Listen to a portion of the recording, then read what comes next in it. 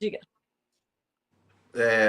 O Palmeiras nessa janela está se preparando ou está buscando no mercado, e isso o Departamento de Análise de Mercado do Palmeiras está levando esses nomes para a diretoria, levando esses estudos, essas aproximações e tudo mais para o Anderson Barros, Leila e, obviamente, para a Abel Ferreira.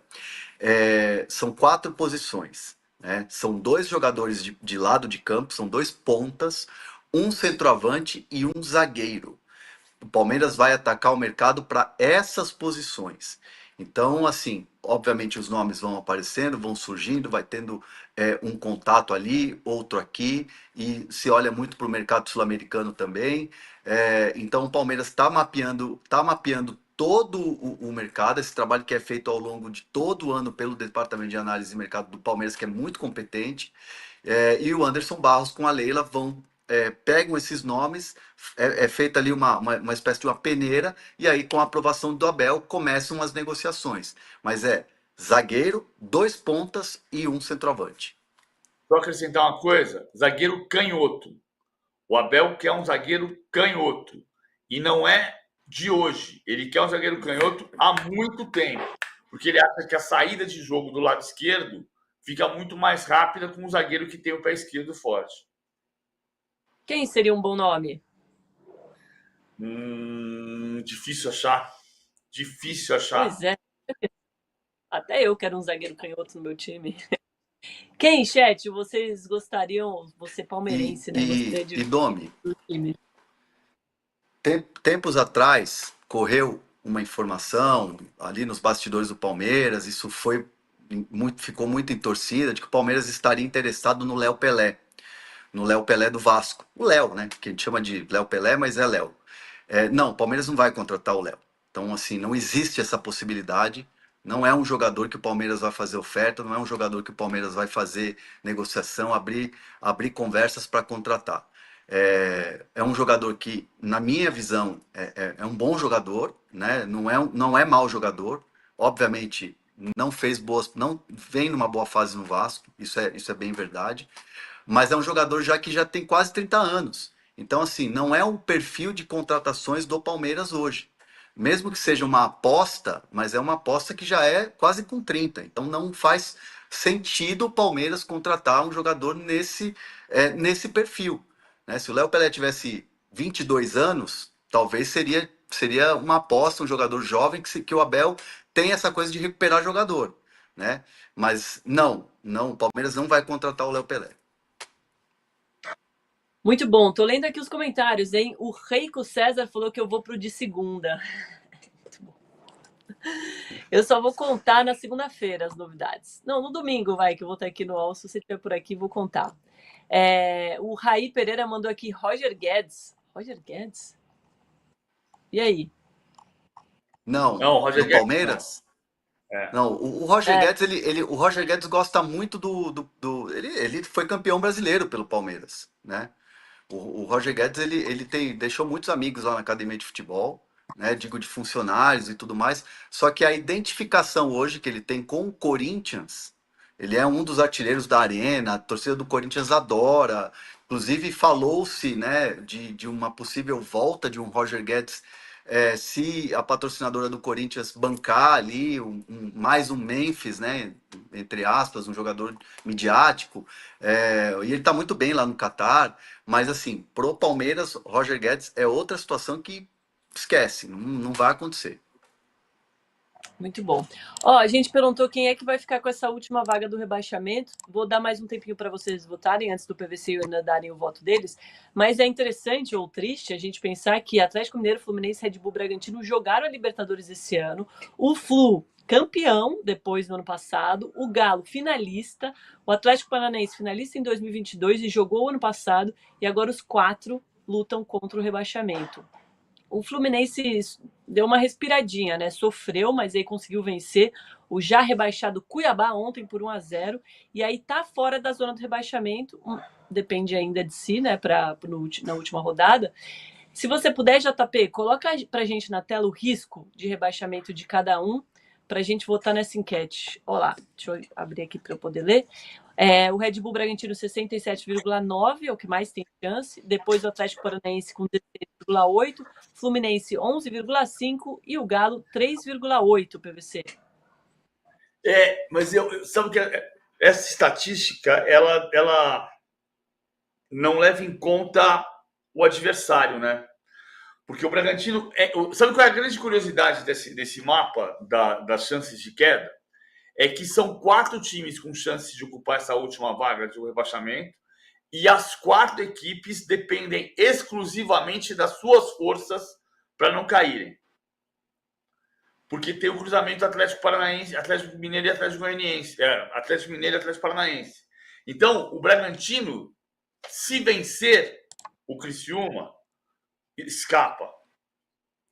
O Fluminense, se empatar, escapa. E o vencedor de Atlético Mineiro e Atlético Paranaense, quem vencer, escapa. Se o Atlético Mineiro empatar, escapa. Então, os 4 dependem só de si, só das suas próprias forças. Se o Fluminense empatar, o Palmeiras escapa. Agora, se o Fluminense perder para o Palmeiras e o Bragantino ganhar do Criciúma, que já está matematicamente rebaixado, quem cai é o Fluminense. Quer dizer, a não ser que o Atlético Paranaense perca para o Atlético Mineiro. Essa luta contra o rebaixamento tá mais emocionante até do que o topo agora, André. Não, quer dizer, se você não é botafoguense palmeirense, obviamente.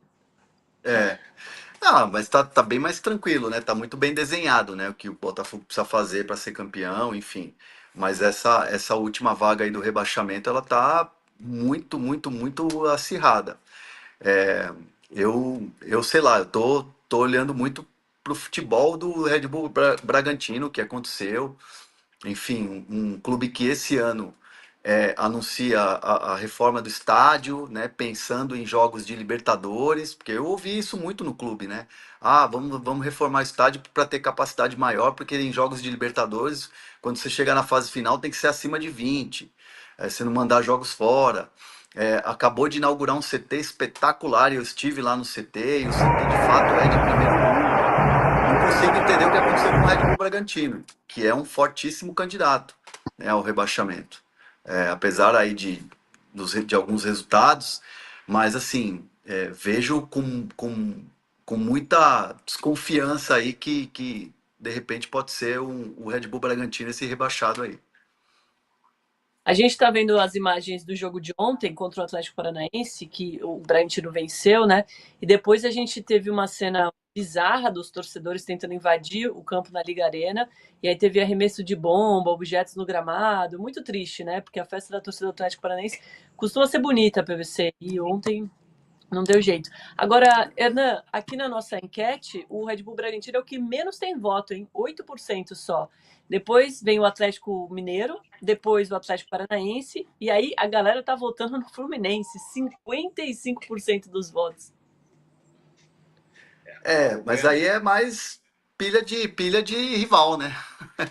É mais pilha de rival votando, né? Porque, de fato, se você olhar hoje, né? Se você pegar a tabela hoje, quem tá lá em 17º é o Red Bull Bragantino, apesar da vitória em cima do Atlético Paranaense. E aí você pega essa última rodada, é um jogo chave ali, né, pro Atlético Paranaense. Ó, o Atlético Paranaense pegando aqui, ó. O Red Bull Bragantino vai jogar contra o Criciúma. É um jogo tenso, mas é um jogo que a gente já viu, por exemplo, exatamente o Santos o ano passado jogando uma permanência na Vila Belmiro e não conseguiu ganhar o jogo. E perdeu o jogo. E foi rebaixado em casa. Precisava ganhar. E nós estamos falando do Santos, que é infinitamente maior do que o Red Bull Bragantino. Não sei, eu não consigo ver o Red Bull Bragantino sair desse 17º lugar, não. Minha Mas na aposta na última, enquete é dedo no Red Bull Bragantino. cara, eu não acho. Vamos colocar. Eu não acho. Vai lá, vai lá. Eu ia pegar o time do ano passado. Oi, Doni. Travei aqui, PV, eu acho melhor. Não, então. Não, vai lá, vai lá. Já estão ouvindo você. Boa. Eu queria pedir para o JP colocar na tela esse se quem cai, que é uma boa para a gente entender o que precisa. Olha lá. Se o Atlético Paranaense empata, o Fluminense perde, o Red Bull Bragantino ganha, quem cai é o Fluminense. Olha que loucura, o torcedor tem que fazer mil torcidas. Se o Atlético Paranaense perde, o Fluminense perde, o Red Bull ganha, aí quem cai é o Atlético Paranaense. Se o Atlético ganha, o Fluminense empata e o Red Bull Bragantino ganha, quem cai é o Galo. É muito doido, não dá nem para decorar isso aqui. Tem mais, né? Não vou falar todos, senão a gente vai ficar até amanhã. Não, tá facinho. Tá facinho. Olha só, sabe que eu acho que a diferença do Bragantino do Santos no ano passado, além do Santos, o Santos chegou em 15º lugar, o Bragantino está em 17º. Na última rodada do ano passado, o Santos estava em 15º. O Bahia estava caindo e o Santos estava fora do rebaixamento. Mas o Fortaleza precisava do resultado para tentar classificar ainda para a Copa Sul-Americana, para não correr risco de Copa Sul-Americana. Não, estava classificado. O Fortaleza estava estável, estava na Copa Sul-Americana. A diferença é que o Criciúma já está rebaixado. Eu acho que essa que é a grande diferença. E o Bragantino melhorou nas últimas rodadas. O ponto, o que atrapalhou muito o Fluminense ontem foi o gol estúpido que o Atlético Paranaense levou aos 37 no segundo tempo do Sacha. Porque aí o Bragantino passou a vislumbrar a dependência exclusiva do seu resultado para escapar do rebaixamento. E o Fluminense passou a depender só de um empate no Allianz Parque, mas só um empate no Allianz Parque tire-se o advérbio. Não é só. Só que tem o Atlético Paranaense. O Atlético Paranaense está atrás do Fluminense. Então, se o Atlético Paranaense perder para o Atlético Mineiro, que não ganha há 12 jogos, o Atlético Paranaense é quem cai. Mas se o Palmeiras ganhar do Fluminense e os dois Atléticos empatarem, com o Bragantino ganhando do Criciúma, quem cai é o Fluminense. Então a situação do Fluminense não ficou confortável. E não foi por culpa dele. Vamos. Cara, como é que vai ser esse jogo entre Palmeiras e Fluminense, que vale tanto para